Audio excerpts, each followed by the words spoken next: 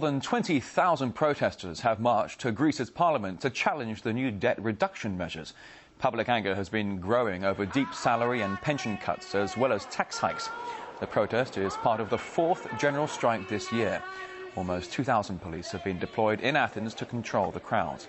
Violent protests 2 weeks ago left 3 people dead after a bank fire.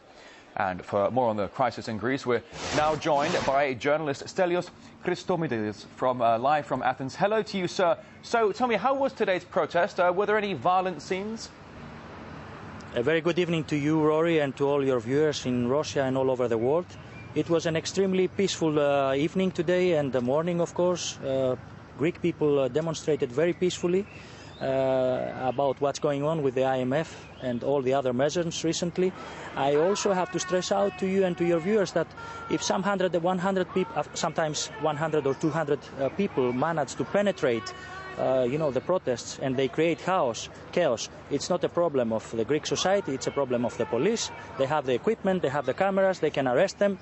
Greek media call them usually the well-known, unknown people. So police can do what they have to do, and people also can demonstrate peacefully as they did today. Tell me, what do the protesters and strikers really hope to achieve? Do they not think they'll just worsen the situation?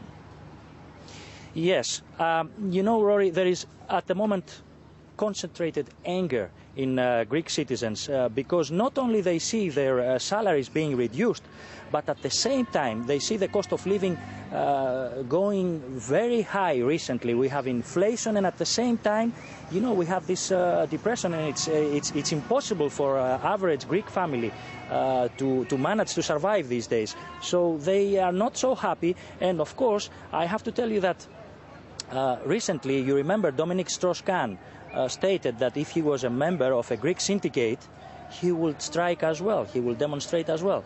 And let alone the latest developments with the states of Mr. Papandreou, who said that he will be seeking responsibilities in some financial institutions and US banks, and of course he is going to act if there is something wrong with all this speculation. But also, the main problem, Rory, is that Prime Minister Papandreou said that all those measures and all the sacrifices that they asked from the Greek people, they will be hedged by the spread of the interest rates, and this is really very unfair, as you understand. Talking about spreads of 2 and even 300 points, they are enough to hedge all the sacrifices, Rory. Tell me, what do the Greek people think about the International Monetary Fund and the European Central Bank? What is the Greek media telling you? That's a very good question, Rory. I have to tell you, I have to ask you, why is it that the very name of IMF brings havoc and terror everywhere? It's simply because we do know what has happened to the countries that they were cornered by it in the past. Of course, now they say that they have a new recipe, things are going to be better, but only time will decide, and we will see if they can really change their policies with the Greek situation. Now, your second question about what they think about the European Central Bank and the Eurozone leaders, this is very interesting, Rory, because I have to tell you that 3 years ago, when we had the subprime loans in the United States, I was presenting a program here on a TV station, and I wrote an article, and the title was that the bill is coming for the American economy, but we will all have to pay about it. So many other analysts all over the world and many journalists implied the same thing. Now, a very simple question that all the Greek people have in mind. You don't have to be an Einstein, or you don't have to be a Mr. Tesla to realize what was going to happen with the securitization of those subprime loans. Now, how come Mr. Trichet and his cronies didn't do anything about it before? How come Mrs. Merkel at the moment, only at the moment, she realizes what is short selling, naked short selling, and what it can do to the countries of the Eurozone? Do you remember what happened in Greece 2 months ago?